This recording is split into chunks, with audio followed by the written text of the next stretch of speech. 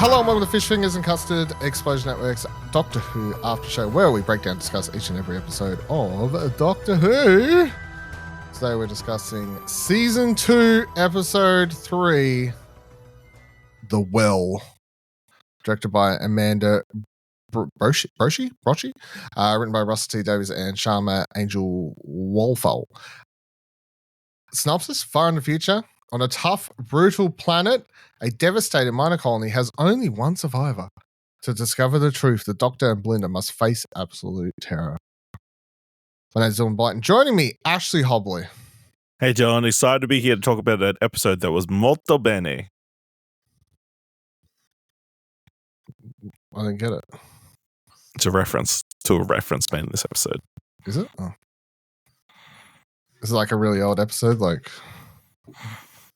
we'll get to it when we get to it. Okay.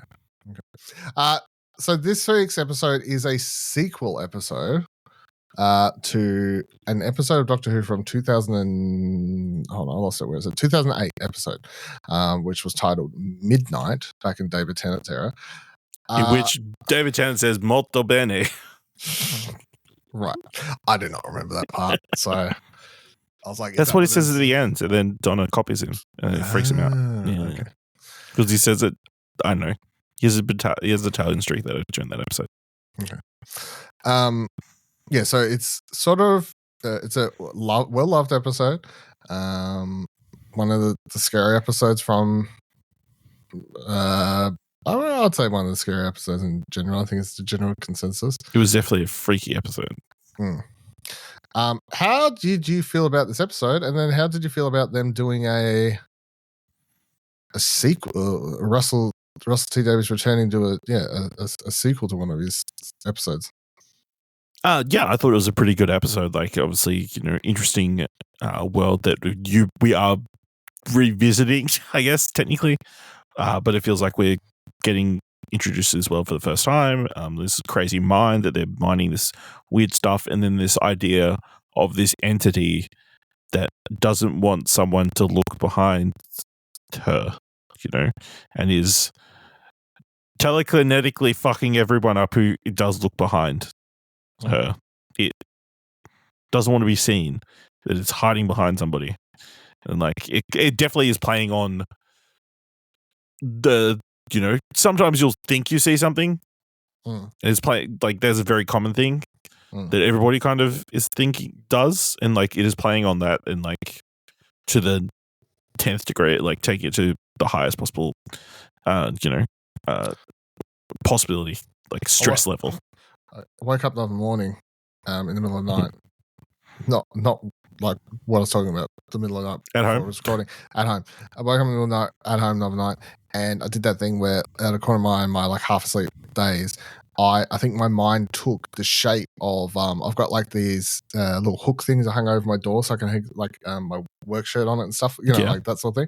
And I think I just thought they were fish hooks, and some. No, I know what you did. I thought it was a body. Like I woke up in the corner of my eye. I thought I saw someone because I'm like corner of my eye, the door, but also like I can see something of the hallway. So I think like for a split second, your body before your brain can like properly process like that's ridiculous or like properly like think about the image. It's just like that half day is like, oh fuck, and then you're like, no, we're good. Yeah. It's just that like the trick of the brain sort of thing. Yeah. So, yeah. It happens, man. It gets you. I thought this episode was very, very good. Sort of, I know people have been saying for nothing in last season was good. I mean, this episode, so like lots of complaints. But I do feel like if anything, this is going to be the episode that if people didn't like Moffat's one last season or sort of stuff, like I feel like this is one everyone should love, because this feels more like, and I guess it's because it is a sequel to it. This feels more in line with the closest to a normal Russell T. Davies, like early 2000s episode that we've had so far. In the way it's just written and stuff. I really liked that it was slow paced. That for the first half of the episode you have no idea what's going on. But when you start thinking back on all the things after you get to the end of the episode and everything's revealed and plays out and whatnot, that when you think back to all the stuff that was being pointed out throughout the episode about, broken mirrors and all this other sort of stuff, you go, oh, yeah, that all makes sense now. Like, I get what was going on there. But yeah, I appreciate they didn't rush to revealing the monster or anything. Like, you don't see the first person, or even Belinda doesn't start freaking out until, like, I don't know, halfway through the episode, I felt. So, good stuff. But if we want to go through it a little bit. So it starts, Doctor and Belinda are in their costumes from last week's episode. They attempting to bounce back to Earth, but they bounce off it once again. They bounce their way to 500,000 years to the future. And they're like, well, let's just get another reading here because the more readings, the better, because reasons. I don't think they really explain why, but just whatever. Readings. Just readings, yeah. So they get out, they put on these space costumes, they play Toxic by Britney Spears. Did they play that last week as well?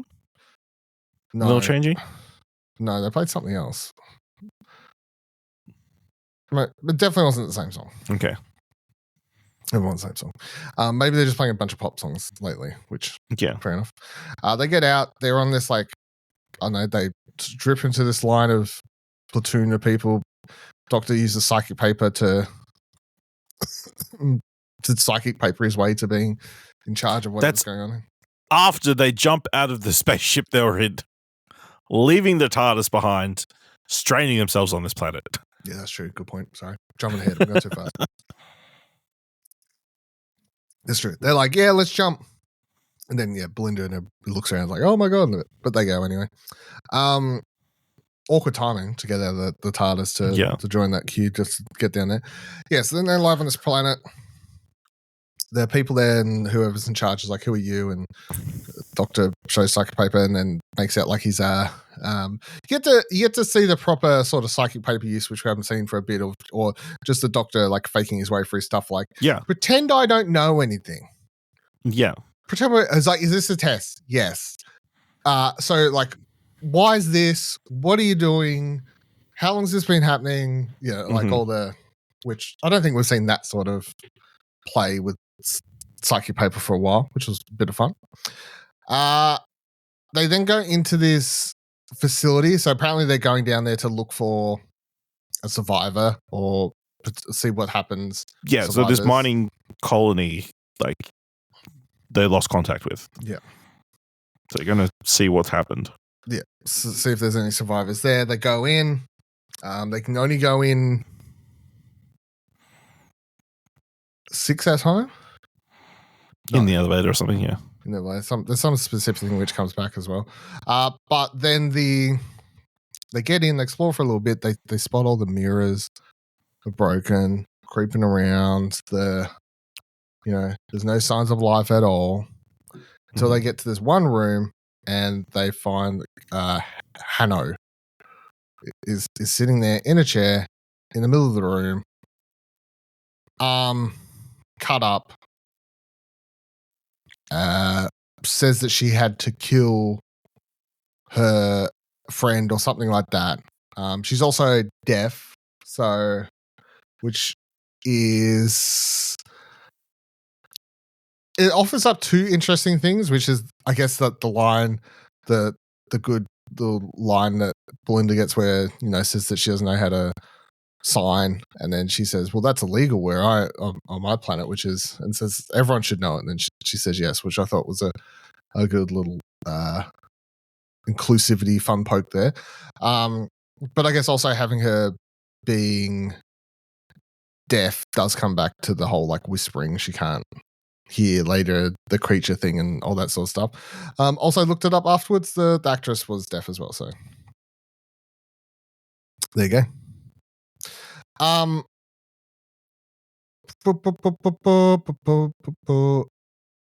Where am I? This fucking website. Sorry, is Alice? Alice is a character. Hanno's the leader. Sorry, I got it backwards. So Alice is, yeah. Alice is the one trapped there. Whoever I just said is the leader of the group. Hanno is the leader of the group. Yeah, the captain or whatever. Like, I'm going through Wikipedia and she's like got an extensive stunts background. I'm like, I don't know if that's her. Yeah, getting all over the place. But apparently, I think she's one of the lead actors in. Oh no, maybe not. Who? No, she does the voice in Split Fiction. Yes, I saw that. Yeah. Yeah. So then they interrogate. I guess the army group are very, scared, like random woman. Which fair enough. Everyone else is dead. Admit she's killed someone. Fair enough. Would be scared too. But then Belinda wants to help her. Get to see a bit more, I guess, here of Belinda's nursing / caring background factor, which bleeds through from, of course, her relative, her future relative, I guess, as well, if that's what we're saying that is from last season. She goes to heal the wound, look after that a bit. While this is all happening, pretty much the doctor is like, cool, you look after her. So you all stay here. We're going to go look at the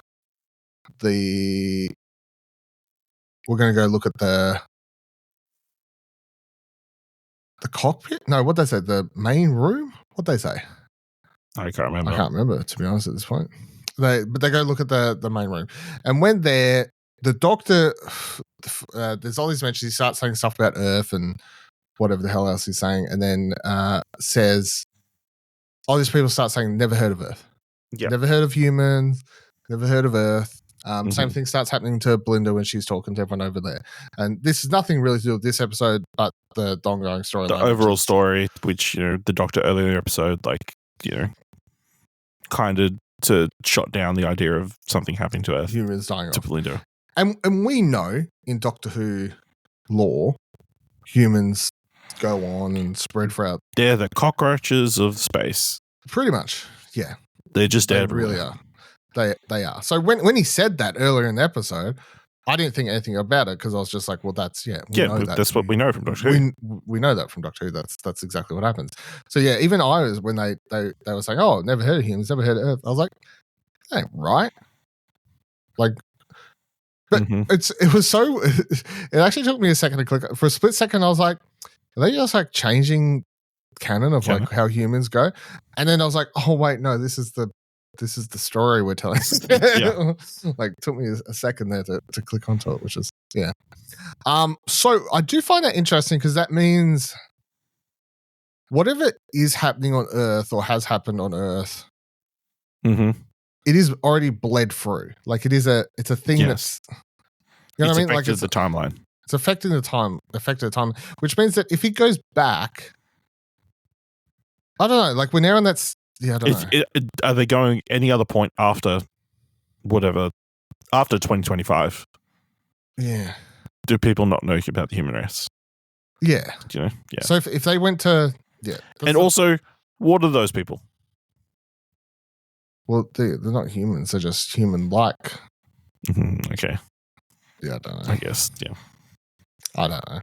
I guess you could say humans spread out, but then there's so few of them. The history is lost. I don't know. Who knows? But yeah, I definitely found it interesting. That it's almost like a fixed point thing. It's like it's happened. It's not happening there. There's not like a thing happening that's stopping them from bouncing back. Something's happened that more or less is implied to blow up Earth, given what we saw at the end of the first episode with all the stuff floating in the sky and, all that, whatever else is going on there. The implication here is that Doctor Who, that Earth's gone and the Doctor can't get back there to save it, or something's stopping him from getting back there to save it, obviously. Yeah, so then we get, I think, probably the funnest scene of the episode. We get a good little jump scare. The first time Belinda sees the little ghouly thing poke it out from behind the back. I thought that was a nice little. I like how, because in Midnight you never see anything. That was part of the bit, You never actually see any creature or anything like that.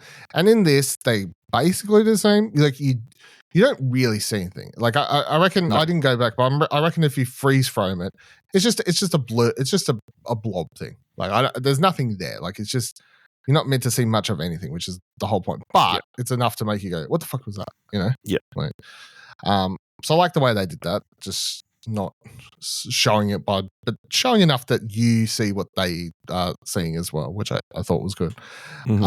Yeah, this scene where everyone starts freaking out and Belinda sees it once and manages to sort of talk them down to it, and then she sees it again and they notice, and because they're specially trained troops or whatever, they're not willing to be like, no, you've seen something twice, there's probably something going on. No, they think they see something, although they think they react like they've seen something, but they haven't seen something. Yeah. It's like, it's very confusing, but also like makes sense. Yeah. It's like that, weirdly, it was making me think of the scene in the first Matrix where old mate goes, oh, I thought I had deja vu. It's like, there's no such thing as deja vu. Like, then everyone starts freaking the fuck out and they're like, that means something's changed in the Matrix. You know? Like, they're like, you've reacted twice. Yeah. Twice is too much. Once, maybe you can get away with. Twice, something's going on here. We got to investigate this. So then that dude basically backs at one of the army dudes, because that dude's backs around the back. And again, we don't really see what happens. We don't need to see what happens. But his eyes goes wide. He yells, he screams, and gets thrown across the room. Yeeted across the screen. Dead. Right, yeah. Upside dead. Now, of course, Doctor and everyone starts running back because he realizes that in the other room he's watching footage back. People yelling that they don't know what it is. He asked them what this planet was prior to what it is now. It says it's diamond. Was it diamonds? Yeah, it was diamonds. Diamonds. And then he goes, shit, I've been here before. And we get that little 2-second flashback of David Tennant Doctor from the actual episode. But the thing is, you don't have to have watched that episode to watch this episode. Like, it's just no. Like, I think it's very interesting that we are doing a callback to an episode 17 years ago. On a new strip when this is the new Disney Plus version of the show. We're going to call back to an early episode on this new run on the BBC, and guess what? You can't watch that episode on this streaming service if you want to go back and have a look. Yeah, true. But also, I found it very interesting that I automatically clicked which episode it was talking about. Like, which probably says a lot about that episode and how kind of memorable it is, or like standout-ish, and like, it's an episode, but they're all on the train, and this thing. How many episodes start the Doctor literally being like, we're just going to go on a holiday. We're going to go on this great little, we're going to chill out on this train. And a lot. Do they? A lot. We're going to go on holiday. We're going to go to the beach. But like, we're going on a holiday train. Like, we're going to go to this planet and have, I don't know. But also, Donna wasn't in that episode a lot. So, no, that was the whole thing. Yeah. That was the whole thing. So realizes sort of, I've been here before, I like where he's like, my silly old brain or whatever. I like that, like that like bouncing around trying to remember the part. Races back, gets into the room. All right, now all the army dudes must be from America because they go full gun ho ridiculousness here. One of them basically, he calls like martial law, more or less, says, "Hey, I'm taking over." Because the one who's actually in charge keeps trying to say if they shouldn't listen to Doctor. She's like, no, listen to what he's got to say. And then Doctor's like, no, listen to what Belinda has to say. Belinda's like, don't go behind this thing. Does a pretty rudimentary but pretty easy to understand explanation of, here's a circle, here's another circle. Go behind circle with a circle, look at the thing with the circle, get dead, right? Pretty simple. But old mate goes, you know what? No, what can be seen can be shot.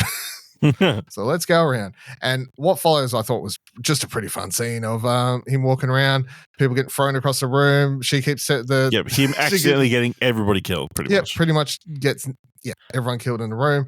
And then she like Chromecasts to the other dude's tablet and gets her to turn around and kill the dude who called martial law. And that was good little scene, I thought. Just I just thought it was fun, like freaking out. Everyone's flying across the room. Like, all right, well, there goes like 3/4 of this room. So Yeah. good shit. Yeah. I mean, it does a good job of also giving you imagining what happened before to get Alice into that situation, you know? Like, it would have just been accidentally people standing position-wise and where she's looking and that kind of stuff, you know? Plus, I guess also the person freaking out and probably like running around more. Yeah, I'm sure they're all running around. Because of the whispering and whatever, like causes the person to freak out and want to move more. That's why I guess she's she's just sitting there sort of somewhat freaked out, but not completely lost because she doesn't hear who's talking to her. Yes, of course the Doctor doesn't like that all these people died and one of them was potentially part of murder, but he's like, I'm going to go talk to this thing. Get a really interesting scene where he goes up. Can't really hear. We hear whispers, right, as he's talking to the thing, but we can't hear what's being said. See a tear come down his eye. Oh no! What do you reckon it said? What's up, bitch? Alon C. I mean, I had to have said his name or some shit, right? I don't know. Yeah, maybe. But yeah, it clocked him, you know. Freaked him out. But then he has this big epiphany. We get the music to kick back in. The Doctor has a plan. Which is to, I don't know how to, I don't really know how to explain it. How's he?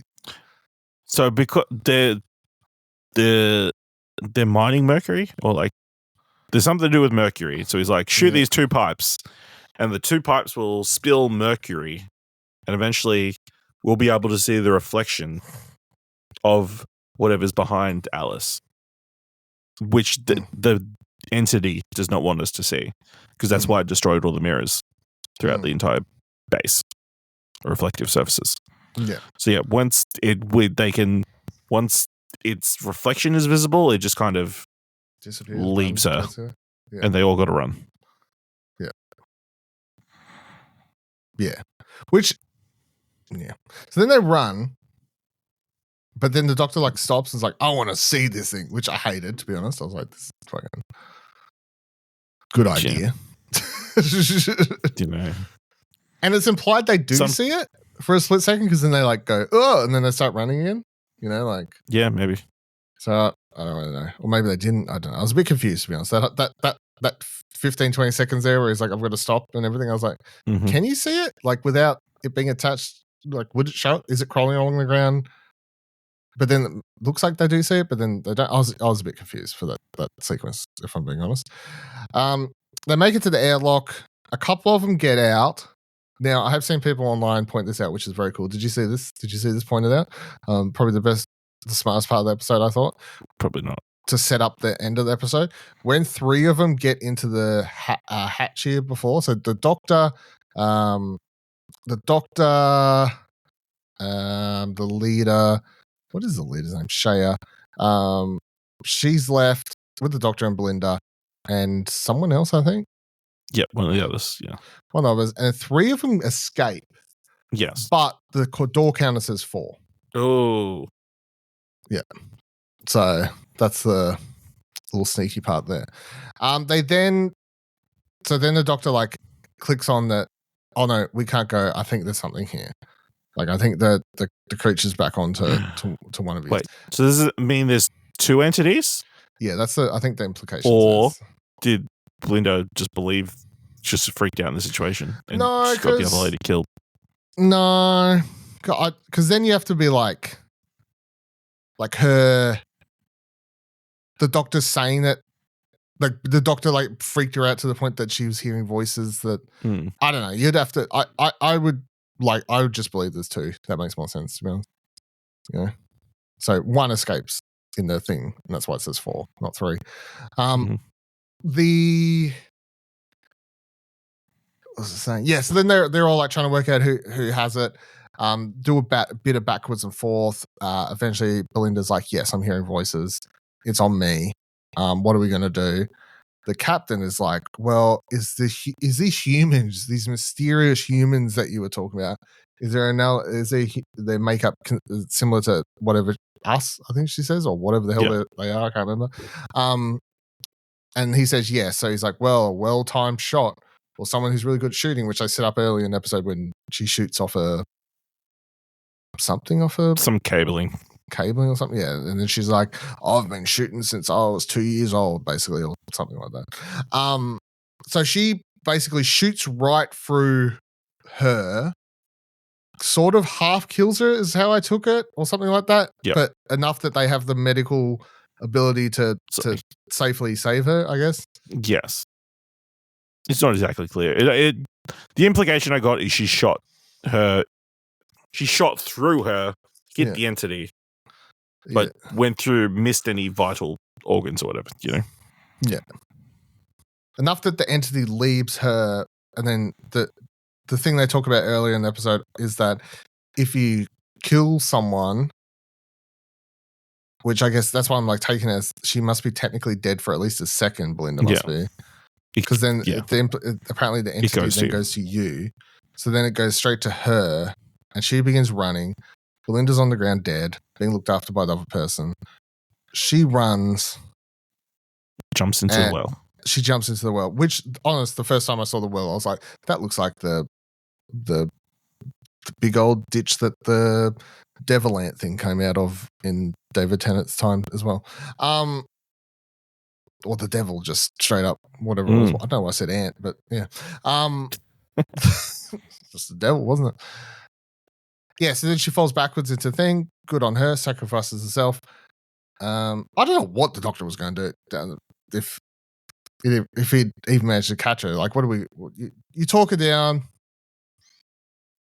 and then, I don't know what the plan was there. I don't think he had a plan, to be honest. So, and then they go back. Everyone's sort of great. We think everything's hunky-dory. Belinda and the Doctor get back in the TARDIS. Off they go. We don't really see actually any more interaction with them towards the end of the episode. They don't really interact with anyone else, to be honest. Like, they get out, they're fine. We don't have like any of those scenes where they're talking to people and being like, yeah, it's so good. You blah, blah. No, they just get out. They leave. They're like, let's get the fuck out of here, which fair enough, totally get it. But we do see that scene where they're talking about like, oh, I've got to like do this report, and of course it's Mrs. Flood, who she asks because she's asking, did they have this device with them? And it's the reader device. Yeah, the reader device. Yeah. And then she's like, yes, well, I was expecting him. Perfectly, well, good. Have that report on my desk straight away. I'll say, have you been shocked that we've seen her every episode and it's not like last season we saw like whenever we were around Ruby Tuesday's house, Ruby Sunday, or whatever her name is. Yeah, now it's Ruby's like every episode we got her. So yes, which definitely leans more towards like obviously she's the main whatever of this season. She's going to be the antagonist of the finale. Yeah. Whenever it's revealed, whoever she is, Then so we come back to the characters, and it's basically implied that she can hear one of the survivors can hear the voice, and she sees something behind her. Oh yeah, the person's like does a little. What was that? It's like, what was that? Oh, nothing. I thought I saw something, and then yeah. So implied that the entity made it out. So in another 17 years, or however long it took, we can get the third part of the story. Yeah. Another 4 or 5 Doctors. Yeah. How many years is it exactly? 2025 minus 2008. My maths is about 17. How the fuck did I guess that? I'm pretty sure I said 17. Did you? Okay, that would make more sense because I'm like, if you had sat the number in the back of my head, incepted it into your brain. Yeah, you must have because I thought I whipped it out thin air. But if you'd said it, then my brain had processed the information that I hadn't actually. Anything else from this episode I've missed? Want to cover more? No, I mean, being really good. I mean, it's interesting callback. Even though that entity is very different to the entity in the Midnight episode, but still like freaky, just fucking with people's heads kind of thing. So it's also been 10,000s of years, so you can evolve. 50,000, I guess. Yeah, which is crazy to think. But yeah, I thought really intense, like tense, because just an element of confusion and like what the fuck is going on. So really good episode, good time. Indeed. All right, that'll do it for this week's episode. Next week we'll be back to talk about Lucky Day, which sees Ruby Sunday return. Yes, so they must be going back in time before. Yeah, before she picks up Belinda, but after he abandoned Ruby. Yeah. So how I took the teaser trailer thing for next week is because she can't be interacting with them in current time. We know that. So I took it as the Doctor meets Ruby's boyfriend or whatever in the past. Yeah.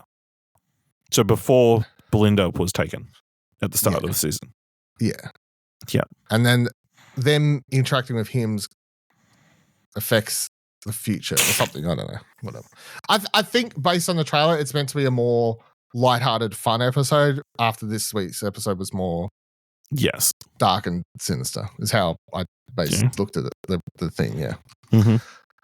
All right, thank you for joining us this week on Fish Fingers Custard. Of course, you can check out all our other shows on Explosion Network. At the moment, we are recapping The Last of Us on the What Do You Want to Watch podcast. We're recapping Andor on Holocron entries, and that's it currently. Why do I think there was something else? We just finished Daredevil, I guess, on All New Marvel Cast. Yes, check out all those and whatever else you can find over on the website, explosionnetwork.com. Follow us on Bisky at explosionnetwork.com over there on the Blue Skies, and Instagrams, Twitters, X's, TikToks, all Explosion Network as well. Until next week, Alan Z, because it's David Tennant this week. David Tennant appeared briefly. Yeah, Alan Z. Goodbye.